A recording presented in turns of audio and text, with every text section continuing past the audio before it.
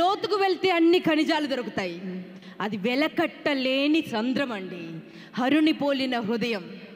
ఒక్కసారి గట్టిగా చప్పళ్ళతో స్వాగతం పలికితే మా బోలా బాలయ్య, మా బంగారు బాలయ్య, మా వర్సటైల్ బాలయ్య, మా డాకు మహారాజ్ బాలయ్య, మా గాడ్ ఆఫ్ మాసెస్ స్టేజ్ పైకి రావాల్సిందిగా సగర్వంగా ఆహ్వానిస్తున్నాను. మీ కరతాళ ధ్వనుల మధ్య, మీ జయ జయ ధ్వనుల మధ్య let's hear for NBK Nandamuri Balakrishna sir, నట సింహం.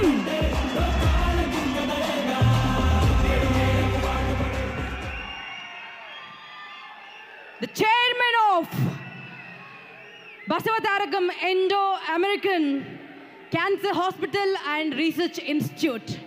15 సంవత్సరాలుగా తను ఈ పదవిని అధిరోహించిన తర్వాత ఎన్ని వేల జీవితాల్లో కొన ఊపిరితో కొట్టుమిట్టాడుతున్నటువంటి క్యాన్సర్ పేషెంట్స్కి పునర్జీవనం ఇచ్చినటువంటి సంజీవని ఇక్కడ నిలిచింది. అది మనిషి మహానుభావుడు అనుకుంటున్నామా? అది సంజీవని, ప్రాణం పోసే సంజీవని. ఒక దేవదూతలా మారి పేద బిడ్డల గుండెల్లో ప్రాణాన్ని నింపుతున్న ఈ మహానుభావుడికి శతకోటి వందనాలు తెలియజేస్తూ మిమ్మల్ని అందరినీ ఉద్దేశించి మాట్లాడవలసిన రిక్వెస్ట్ చేస్తున్నాను. బట్ బిఫోర్ దాట్, హాల్లో ఉన్న ప్రతి ఒక్కరూ మనకిష్టమైన మంత్రం, ఏ పండగ అయినా మనం జపించే మంత్రం, ఏ సెలబ్రేషన్ అయినా మనం జపించే మంత్రం, సినిమా ఎవరిదైనా మనం జపించే మంత్రం ఏంటది? సరిపోలేదబ్బా సౌండ్. బాలయ్య బాబు గారు డైలాగ్ రావాలి. 1 2 3 జై బాలయ్య.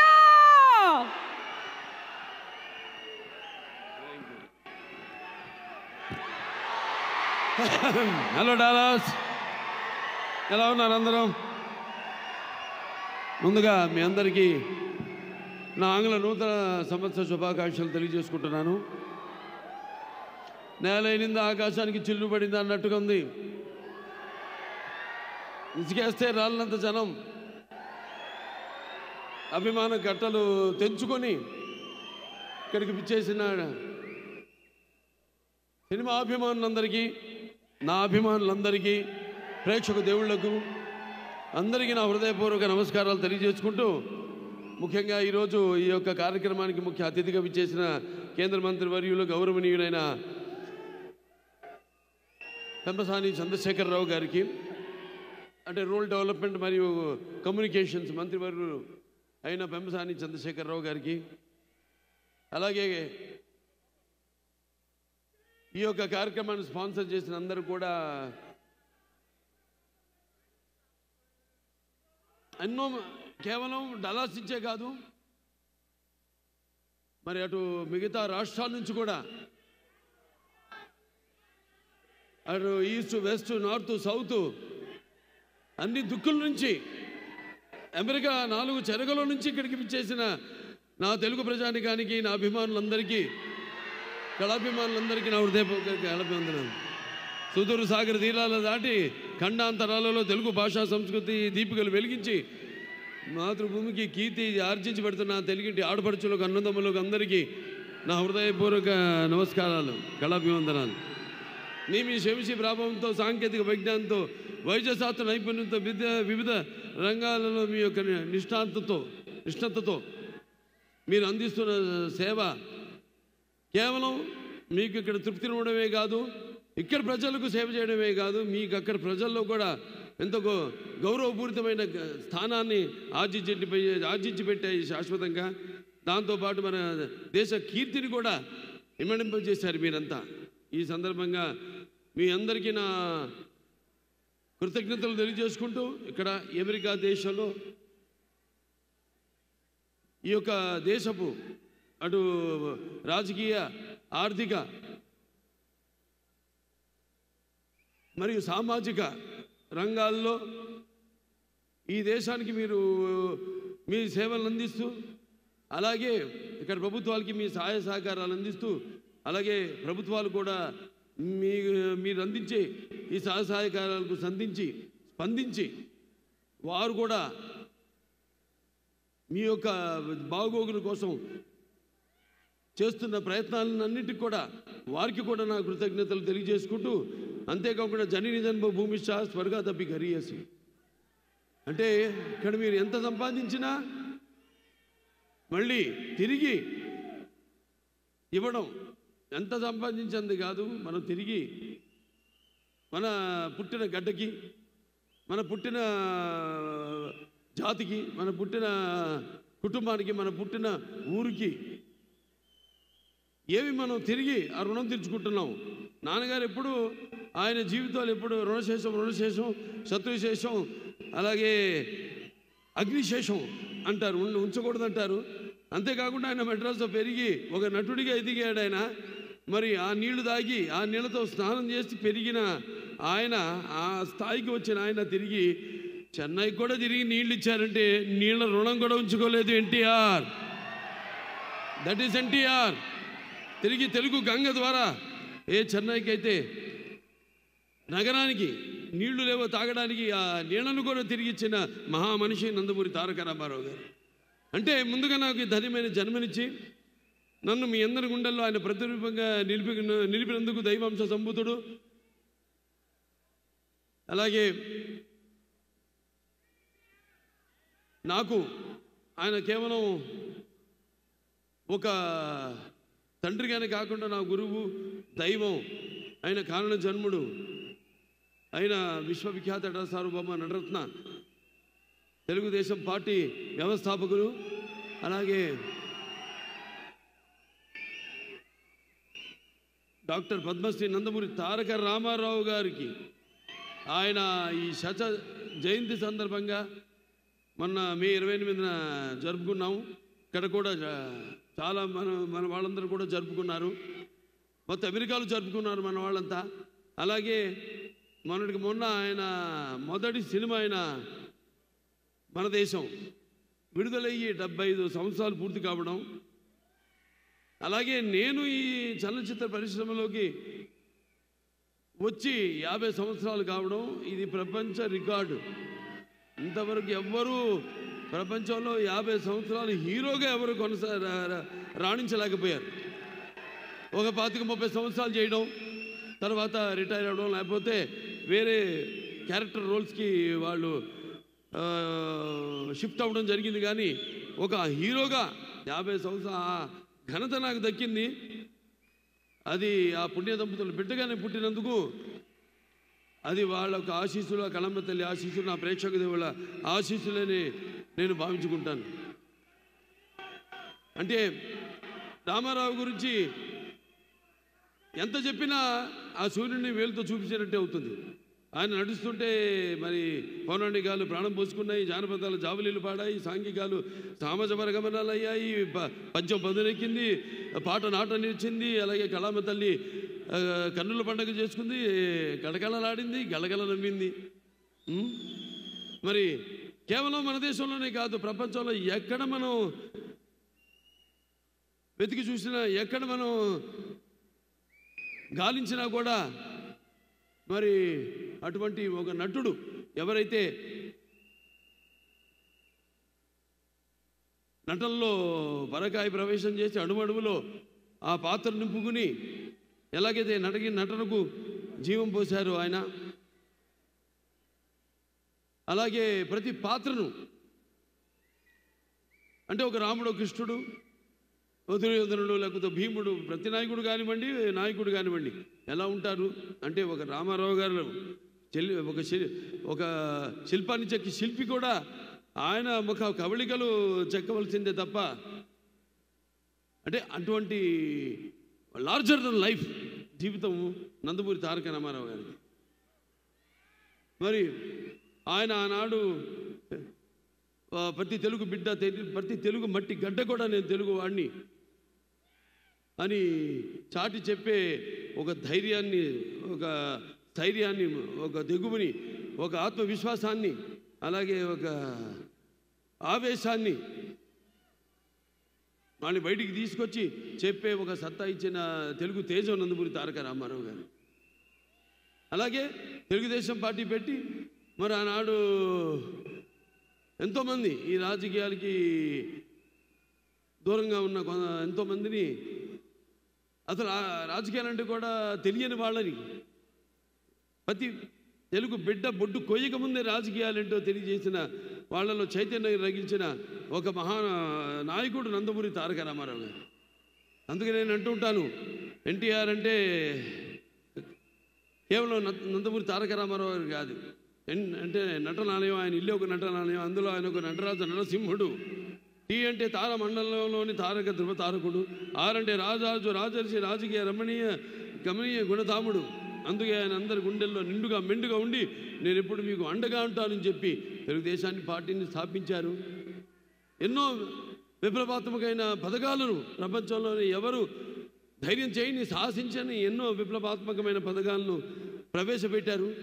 అలాగే ఆ పథకాలన్నీ కూడా ఎన్టీఆర్ రాజకీయాల్లోకి రాకముందు వచ్చిన తర్వాత ఆ పథకాలు అంటే ప్రజల కోసం, వాళ్ళకు మేలు చేయడం కోసమని ఆ పథకాలను ప్రవేశపెట్టి అమలు చేసి ఆయన తర్వాత కూడా ఆ పథకాలను ప్రవేశపెట్టేలా అమలు చేసేలా చేసిన మహానుభావుడు నందమూరి తారక రామారావు గారు. అందుకే మరి అది ఎన్టీఆర్ దూరదృష్టి. అందుకే ఆయన పేదవాడి బాధ తెలిసిన నాన్న ఆయనే. అలాగే జనం భవితకు ఒక బాట చూపించిన నాన్న ఆయనే. అలాగే ఆయన్ని ముందుండి మంగళహారతులు బట్టి ఆయన్ని ఒక అన్నగా భావించి గౌరవించిన మహిళలకు ఆర్థిక స్వాతంత్రాన్ని ఇచ్చిన అన్న కూడా నందమూరి తారక రామారావు గారు. ఇది ఇంకా చెప్పుకుంటూ పోతే ఆయన చేసిన విప్లవాత్మకమైన పథకాల గురించి నేను చెప్పాను, ఆ సూర్యుడిని వేలుతో చూపినట్టు అవుతుందని. ఇక నా విషయానికి వస్తే చెప్పాను, నాకు నా గురువు, నా దైవం, నా మెంటరు అంతా కూడా నందమూరి తారక రామారావు గారు అని. ఆయన్నే ఒక స్ఫూర్తి ప్రదాతగా తీసుకొని మరి అంచెలంచెలుగా ఆయన్ని అంటే నా బాటలో ఆయన్ని అనుసరిస్తూ ఆ అనుకరణలో అనుసరించడంలో తర్వాత ఉన్న ఆనందాన్ని పొందుతూ ఈనాడు నేను ఒక సానబెట్టుకున్న ఒక వజ్రాన్ని మీ అందరికీ నేను తెలియజేసుకుంటున్నాను. అంటే నేను ఎప్పుడూ అంటూ ఉంటాను, చాలామంది ఎన్నో రకాలుగా విమర్శలు కురిపించారు, వాటిని పట్టించుకొని నేను చెప్పేవాడు నవ్వేవాడు నవ్వని ఏడ్చేవాళ్ళు ఏమని అన్నట్టు నేను అనుకున్నది ఆ బాటలోనే. నాకు ఆధ్యాత్మిక చింతన ఎక్కువగా ఆయన నడిపిస్తాడు ఆ భగవంతుడే, ఆ పుణ్య దంపతులే నడిపిస్తారు అని ఒక నమ్మకం, విశ్వాసం, దృఢమైన విశ్వాసం వేరు, దృఢమైన విశ్వాసం వేరు. ఆ దృఢమైన విశ్వాసంతోనే ఇలా 50 ఏళ్ళైంది ఇండస్ట్రీకి వచ్చి ఎన్నో రకరకాల పాత్రలు చేశాను. మొదటి బొట్టు దిద్దింది ఆయనే, తిలకం పెట్టింది ఆయనే. ఆ సుముహూర్తాన్ని ఏ ముహూర్తాన్ని అయితే ఆయన నా నుదుటిన బొట్టు పెట్టారో ఆ ముహూర్తం నుంచి నా యొక్క ఈ చలనచిత్ర ప్రస్థానం మొదలైంది. ఎన్నో పాత్రలు చేశాను, రకరకాల పాత్రలు, అటు జానపదాలు కానివ్వండి, పౌరాణికాలు కానివ్వండి, లేకపోతే మన ఆదిత్య తీసిన ఫస్ట్ ఇండియన్, మన గొప్పలు మనం చెప్పుకోము. ఇప్పుడు వస్తున్న టెక్నిక్ వీళ్ళు ఎక్కడ ప్రస్తావన లేదు ఆ సినిమా గురించి. చేయబోతున్నాను దాని సీక్వెల్ కూడా అతి త్వరలో. ఫస్ట్ ఇండియన్ సోషియో ఫ్యాంటసీ చేసింది మన తెలుగు వాళ్ళు అని యావత్ భారతదేశం గర్వపడాల్సింది. అటువంటిది చాలామంది తెలియదు ఆ సినిమా గురించి, వేరే భాష వాళ్ళకి. అలా ఎన్నో అటు ఫ్యాంటసీలు కానివ్వండి, పౌరాణికాలు కానివ్వండి, ఇన్ని పాత్రలు చేసే అవకాశం నాకు దక్కినందుకు అది నా పూర్వజన్మ సుకృతంగా భావిస్తున్నాను. అలాగే ఒక్కొక్క సినిమా అంటే వయసు పెరుగుతున్న కొద్దీ ఎలా అంటే ఒక సినిమా ఇంకా నాకు బాగా మెచ్యూరిటీ అంటే సినిమాల గురించి, పాత్రల గురించి ఇంకా ఎక్కువ నా సొంతంగా నేను ఒక నిర్ణయం తీసుకునే ఒక స్థాయికి నేను ఎదగగలిగాను అన్న అది ఒక దృఢ సంకల్పం, ఒక విశ్వాసం, నమ్మకం నా మీద నాకు కలిగింది. ఇప్పుడు ఇవాళ ఒక అఖండ సినిమా అయితేనేమి, లేకపోతే ఒక వీరసింహారెడ్డి అయితేనేమి, ఒక నేలకొండ భగవంత్ కేసరి అయితేనేమి, ఇవన్నీ కూడా 3 సినిమాలు. అప్పుడు 86 గుర్తొస్తుంది. 7 సినిమాలు రిలీజ్ అయితే 7లో 6 సినిమాలు సిల్వర్ జూబ్లీలు ఆడినాయి, ఒక సినిమా 100 రోజులు ఆడింది. మళ్ళీ చరిత్ర సృష్టించాలన్నా మేమే, దాన్ని తిరగ రాయాలన్నా మేమే. మళ్ళీ వస్తా, మళ్ళీ జాప్యం లేకుండా. ఎందుకంటే ఒక అవకాశం ఇచ్చాడు. అందరూ 2వ ఇన్నింగ్స్ అంటారు.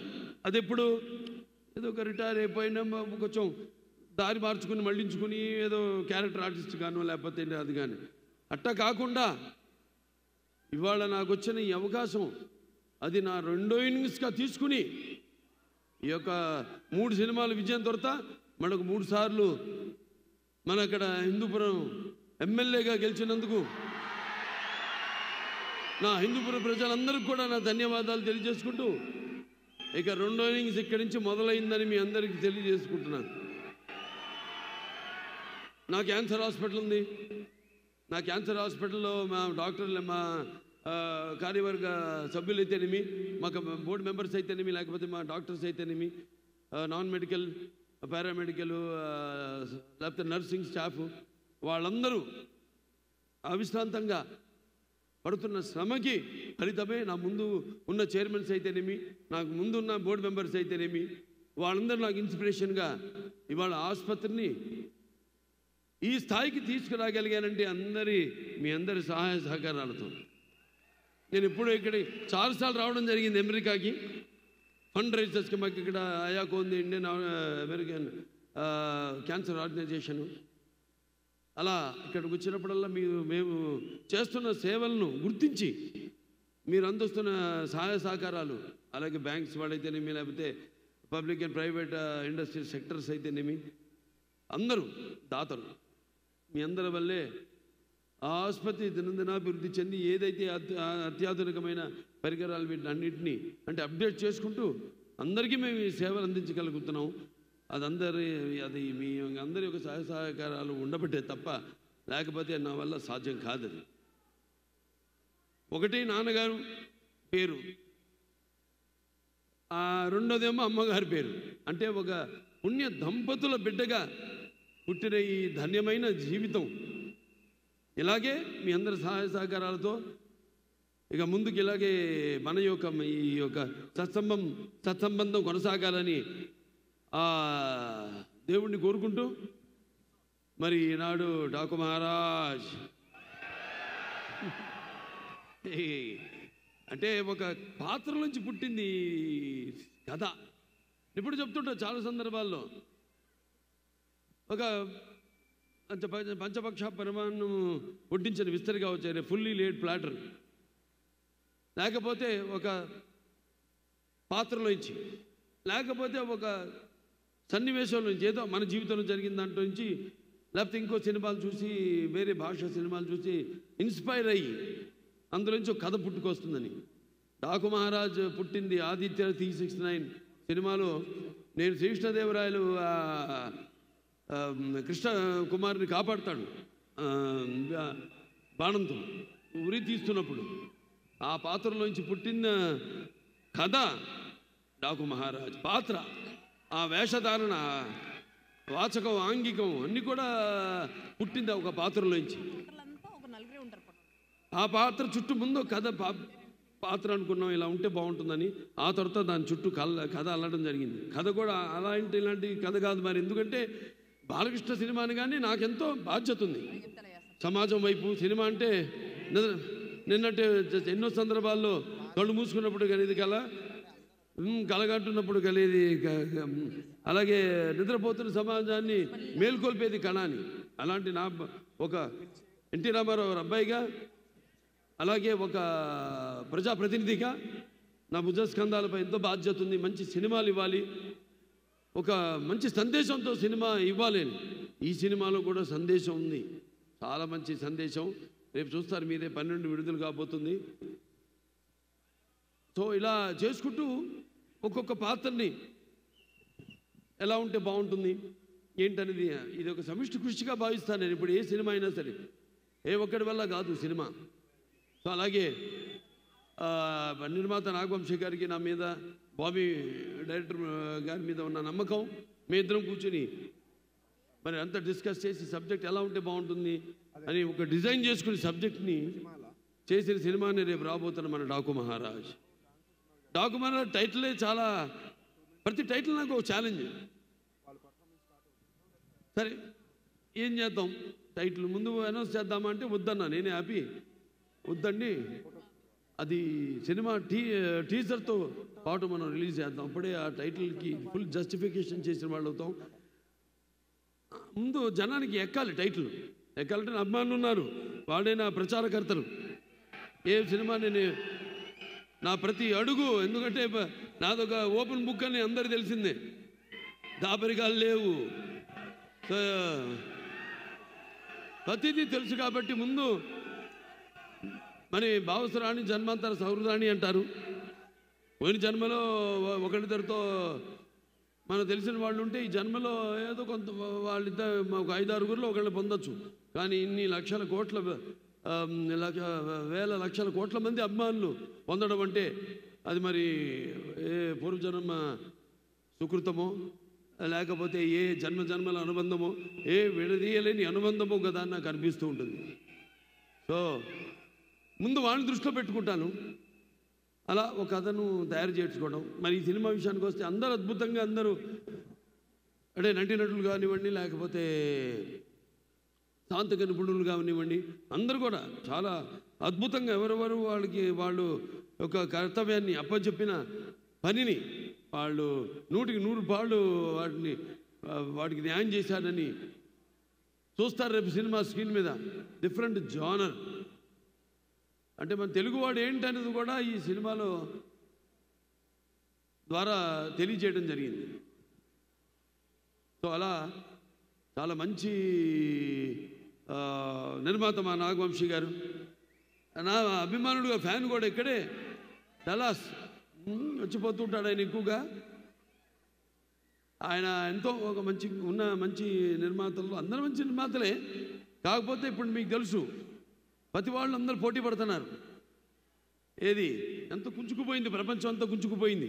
ఇన్స్టాగ్రామ్ అని, లేకపోతే వాట్సాప్లని, ఇలా ఎక్కడెక్కడ మొత్తం కుంచుకుపోయిన ఓటీటీ ప్లాట్ఫామ్ కానీ, ఇదంతా కూడా కాంపిటీషన్ పెరుగుతున్నప్పుడు వాటిలన్నిటికీ సవాలుగా నిలబడింది ఒక్క బాలకృష్ణే. రెడీ, వాళ్ళ పని వాళ్ళు చేసుకుంటారు, మన పని మనం చేసుకుందాం అంతే. వాళ్ళ గురించి మనమేది భారంగా భావించకూడదు, లేకపోతే బాధగా భావించకూడదు. వాళ్ళు చేసుకోనివ్వండి, ఎందుకంటే టెక్నిక్ పెరుగుతుంది.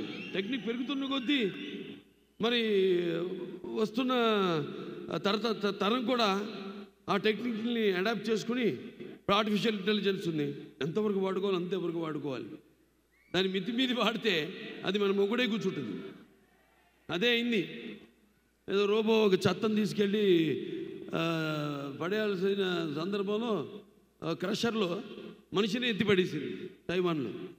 సో దేనికి వాడాలి, ఎంతవరకు వాడాలి, మనల్ని అది అధిగమించకుండా మన చెప్పు చేతల్లో ఎప్పుడు టెక్నిక్ అంటాను. Anything is technique. మా ఫిలిం ఇండస్ట్రీ కూడా ఇప్పుడు టెక్నిక్గా ఇవాళ బాగా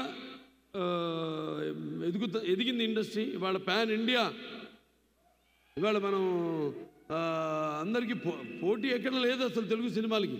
అటువంటి స్థాయికి మనం ఎదిగామంటే అదంతా మన సృష్టికి సృష్టికర్త అయిన మన తెలుగు దర్శకులు, వాళ్ళందరూ కూడా వాళ్ళ మీద నమ్మకం పెట్టుకుని సినిమాలు నిర్మిస్తున్న నిర్మాతలు. నేను చేసిన ఆదిత్య తీసిన నానాడే మొదటి ప్రయత్నం అది. నా నిర్మాత నా మీద పెట్టుకున్న నమ్మకం, డైరెక్టర్ మొత్తం టీం మీద పెట్టుకున్న నమ్మకం ఫలితమే ఆనాడు ఆదిత్య చేసిన విజయవంతం కావడానికి. అలా ఒక్కొక్కళ్ళు తమన్ ఖచ్చితంగా చెప్పాలి. ఎందుకంటే సప్తసాగర సంకర్షణ జ్వలిత శబ్దోద్భవ మాధురి శబ్దస్వరాలైన సరిగమ పదనిస సంగీత సాహిత్య మధురమైన గీతాలు వినడానికి భాషా భేదం కానీ ఆడ మగ తేడా కానీ లేకపోతే దానికి దారిద్రాది పట్టుపిడుపులు కానీ పండిత పామరాది హెచ్చుతగ్గులు కానీ ఉండమన్నది. అలాగే అభిమానులు దురభిమానులు అనే అడ్డు గోడ ఉండదని నా నమ్మకం. మరి ఈరోజు అద్భుతంగా అఖండ తెలుస్తుంది మనకి. ఇక్కడ అమెరికాలోనే మొదలైంది చరిత్ర. ఏది థియేటర్లో సబ్బూపర్లు బ్లాస్ట్ అయ్యి. కానీ నేను ఒకటే మీకు చెప్పుకుంటున్నా, ఒకటేంటంటే మనం ఎక్కడున్నాం, ఏ దేశంలో ఉన్నాం అన్నది కొంచెం మనం గమనించి అప్రమత్తంగా ఉండి వీళ్ళకి నేను చెప్పి అన్నట్టు మనం కూడా మన సహాయ సహకారాలు అందించాల్సిన అవసరం ఉంది. ఇక్కడ ఓకే, మనకి అక్కడ అలవాటు ఈ కాగితాలు, రంగు కాగితాలు ఎగరేయడాలు, అవన్నీ వాళ్ళకి ఫైర్, ఇవన్నీ వాళ్ళకి న్యూసెన్స్ ఉంటాయి ఇక్కడ. అవన్నీ వాళ్ళు చెప్పినట్టుగా మనం అంటే అల్లరి చేయకుండా, ఓకే అల్లరి చేయండి కానీ ఆగమం చేయొద్దు, అది నేను చెప్పేది. ఎలాగో మీ కొన్ని ఏదైతే వాళ్ళు వద్దంటున్నారో మనం గౌరవిస్తే మనమేంటో మనం చాటుకున్న వాళ్ళం అవుతాం, అది నేను చెప్పేది. ఎస్పెషలీ అది జరిగేది నా ఒక్కడికే.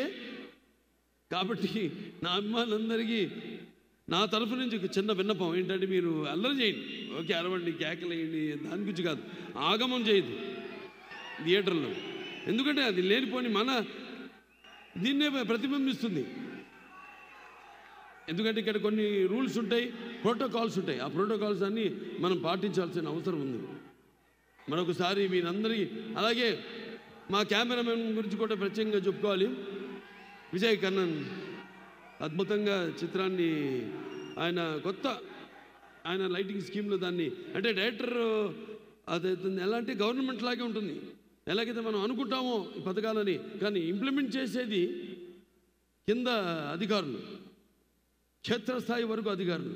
అలా డైరెక్టర్ మైండ్లో అనుకున్న షాట్ని కరెక్ట్గా డైరెక్టర్ అనుకున్నట్టు చూపగలిగే సత్తా ఒక కెమెరామెన్ చేతుల్లో ఉంటుంది. అటువంటి అద్భుతంగా కొత్త జోనర్కి తన లైటింగ్ స్కిల్స్తో అద్భుతంగా అందరినీ అందంగా ఎంతో బాగా ఏ పాత్రలు ఇప్పుడు దాంట్లో ఉన్నాయి 2-3 గెటప్లో షేడ్స్ ఉన్నాయి నా పాత్రలు. ఎలా ఉండాలి, ఎలా లైటింగ్ చేయాలి ఏంటి అనేది చాలా బాగా చేశాడు ఆయన. ఇక డైరెక్టర్ బాబీ చాలా అసలు ఇంత సినిమా చేశాడా నాకు ఇప్పటికీ అనిపిస్తుంటుంది. ఎందుకంటే ఎప్పుడు సైలెంట్గా ఉంటాడు, సెట్స్లో ఏమి హడావుడు ఉండదు, చాలా కూల్గా ఉంటాడు మనిషి, క్వైట్గా ఉంటాడు ఆయన. అటువంటిది తనకు కావాల్సింది. అలాగే ఎవరైనా సూచనలు ఇస్తే అవి తీసుకుని ప్రొడ్యూసర్ కానివ్వండి, అనుభవం ఉన్న ప్రొడ్యూసర్ లేకపోతే అనుభవం ఉన్న నటుడు ఇక్కడ ఉన్నాడు, మేము చెప్పినవి మళ్ళీ అంతర్మతనం చేసుకుని ఎంతో అద్భుతంగా స్క్రిప్ట్ని మలిచి, అంటే ముత్యాలు ఏటబాలుగా దొరికితే చూడడానికి ఎంత అందంగా ఉంటాయో అంత అందంగా ఆ నటీనటుల నుంచి హావభావాలని రాబెట్టుకోగలిగిన సత్తా, అలాగే మన మ్యూజిక్ డైరెక్టర్ తమ నుంచి కూడా అద్భుతమైన బాణీలను రాబెట్టుకోగలిగిన, అలాగే అద్భుతమైన సాహిత్యం రచించిన శ్యామ్ గారు అయితేనేమి, అనంత శ్రీరామ్ గారు చాలా అద్భుతంగా అన్నీ కుదురుతాయి. కొన్ని సినిమాలకి అన్నీ బాగా కుదురుతాయి. అందుకంటే ఈ సంవత్సరం రామారావు గారి యొక్క జయంతి ఉత్సవం అయితేనేమి, లేకపోతే ఆయన ఇండస్ట్రీకి ఎంటర్ అయిన 75 సంవత్సరాలు మొన్న పూర్తి అవ్వడం అయితేనేమి, నా ఈ 50 సంవత్సరం కావడం అయితేనేమి, నేను అటు క్యాన్సర్ హాస్పిటల్కి చైర్మన్గా 15 సంవత్సరాలు అయింది నేను ఆ బాధ్యతలు చేపట్టి. ఇవన్నీ ఒక నెక్స్ట్ ఇయర్ మళ్ళీ మనకి సిల్వర్ జూబ్లీ జరుగుతుంది క్యాన్సర్ హాస్పిటల్. 25 సంవత్సరాలు అవుతుంది మన క్యాన్సర్ హాస్పిటల్ పెట్టి. సో ఇలా అన్ని కాకతాళీయం యాదృచ్ఛికం అనుకుంటా అంతా అంతే. అక్కడి నుంచి ఏదో ఒక పాలపొంత ఒక విస్ఫోటనం జరిగితే తప్ప ఇలాంటివి చాలా అరుదుగా జరుగుతాయి. అది నేను నమ్మేవాడిని. కాబట్టి సో నేను ఇవన్నీ చేస్తున్నాను అని ఒక అలసట లేకుండా మీరు అందిస్తున్న సహాయ సహకారాలకి ఇంకా ఎంతో చేయాలని ఒక నటుడిగా అయితేనేమి, ఒక క్యాన్సర్ హాస్పిటల్ చైర్మన్గా అయితేనేమి, ఒక సినిమా తీసి ఎంతో కష్టపడి దాని ఒక ఫలితం కోసం ఎదురు చూస్తున్నప్పుడు దాన్ని విజయవంతం చేస్తే అది మా వెన్ను తట్టి మరింకా ఇటువంటి మంచి సినిమాలు మాకు అందజేయండి అని ప్రోత్సహించినట్టే. సో ఇట్లా నేను చేస్తున్న ప్రతి సినిమాని మీరు విజయవంతం చేస్తూ ఇలా వెన్ను తట్టి ప్రోత్సహిస్తున్నందుకు ప్రేక్షక దేవుళ్ళందరికీ నా హృదయపూర్వక ధన్యవాదాలు తెలుసుకుంటూ, అలాగే నా అభిమానులు ముఖ్యంగా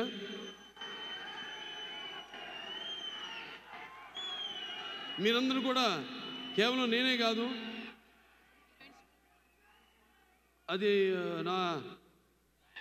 నేను చేస్తున్న సేవా కార్యక్రమాలకు స్పందించి మీరు కూడా మీ యొక్క వంతు సహాయ సహకారాలు ఇవాళ ఇప్పుడు మన డల్లాస్ బాలయ్య యువసేన వాళ్ళు $38,500 ఇవ్వడం జరిగింది క్యాన్సర్ హాస్పిటల్కి. అలా ఎంతోమంది అటు అక్కడేమో హెల్పింగ్ హ్యాండ్స్ అయితేనేమి, మన అనంతపురం, ఇలా ఎంతోమంది కూడా మంచి మంచి సేవా కార్యక్రమాలు కేవలం సినిమా వినోదం కోసం కాదు, నేను చేస్తున్న ప్రతి పని ఆదర్శంగా ఎలాగైతే నేను మా నాన్నగారిని తీసుకున్నానో అలాగే మీరందరూ కూడా తీసుకుంటూ మీకు అంటూ ఒక ప్రత్యేకమైన స్థానాన్ని మీరు ఆపాదించుకున్నందుకు నాకు చాలా గర్వంగా ఉంది. ఇలాంటి అభిమానులు నాకు ఉండడం. సో మరొకసారి అందరికీ మంచి సినిమా వస్తుంది సంక్రాంతికి. అలాగే సంక్రాంతి అంటే అచ్చమైన తెలుగు పండగ సంక్రాంతి, మన పండగ అని చెప్పుకునే పండగ సంక్రాంతి. తర్వాత ఉగాది అఫ్కోర్స్ చూసే ఉంటారు, మన గౌతమిపుత్ర శాతకర్ణి ఉగాది పండగ మనం ఎందుకు జరుపుకుంటా ఉన్నది. ఇవాళ మరి ఈ సంక్రాంతి అన్నది ఒక రైతుల పండగ. వాళ్ళు దుక్కు దున్ని నారు పోసి విత్తనాలు, దాని తర్వాత మన నీరు పోసి, ఆ తర్వాత పండాక దాని కోతలు కోసి బస్తాలు నింపి మరి బండ్ల మీదకి ఎక్కించుకుని ఆ సంవత్సరం అంతా పడిన కష్టాన్ని మరిపించే ఒక పండగ సంక్రాంతి. అలాగే సంక్రాంతి అనగానే ఇప్పుడే చూశాను పిల్లల్ని ఎంతో ముస్తాబు చేసి వాళ్ళ తల్లిదండ్రులు పిల్లల దగ్గరికి పంపించి ఎంతో అద్భుతంగా ఎంట్రుకలు నిక్కపొడుచుకునేలా చాలా అద్భుతంగా వాళ్ళు వాళ్ళ నాట్యాన్ని ప్రదర్శించారు. వాళ్ళ తల్లిదండ్రులకి ముందుగా అభినందనలు తెలియజేసుకుంటున్నాను, తర్వాత పిల్లలకి నా ఆశీస్సులు తెలియజేసుకుంటున్నాను. ఈ సంక్రాంతి పండుగ మరి గొబ్బెమ్మలతో, మరి ఒక భోగి మంటలతో, హరిదాసుల కీర్తనలతో, అలాగే కొత్త అల్లుళ్ళతో, మంచి రుచికరమైన పిండి వంటలతో అందరూ కలిసికట్టుగా జరుపుకునే మన ఈ సంక్రాంతి పండగకి చాలామంది ఇక్కడి నుంచి పండగలంటే వస్తున్నారు అక్కడికి. వాళ్ళ మొత్తం కుటుంబాన్ని తీసుకుని, పిల్లల్ని తీసుకుని మన సంస్కృతి సంప్రదాయాల్ని ఇక్కడుంటూ అక్కడికంటే కూడా ఎంతో బాగా వాటిని ఇక్కడ జరుపుకుంటూ కళ్ళకు కట్టినట్టు కనపడాలని మళ్ళీ చాలామంది పిల్లల్ని తీసుకెళ్ళి అక్కడ ఆ పండుగలు జరుపుకోవడం మీ అందరికీ ఇక ముందు తరాలు ఎలాగైతే నేను 2-3 తరాలతో కనెక్ట్ అయిపోయాను నేను. అలాగే మీరు కూడా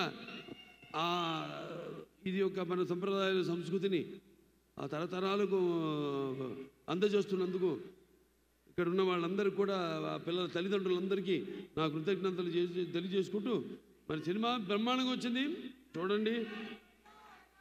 బ్రహ్మాండంగా ఒక వైవిధ్యమైన పాత్ర, ప్రతి పాత్ర దీంట్లో డైలాగ్ ఉంది. అదేంటంటే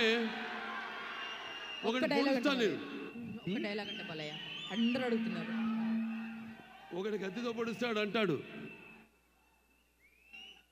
వార్నింగ్ ఇస్తానా నీకు అంటే విలన్ మనిషిని చంపుతా నేను. వాడు అంటాడు నీకు వార్నింగ్ ఇస్తున్నాను. అప్పుడు నేను అంటారు అరే వార్నింగు చంపేవాడు వాళ్ళు కానీ చచ్చేవాడు కాదురా. तेरा बलवंत सिंह को भी सुकून से ऊपर भेज दूंगा. ఎందుకంటే ఇదంతా ఉత్తర భారతదేశంలో అక్కడ రాజస్థాన్లో కూడా జరుగుతున్న కథ ఇది.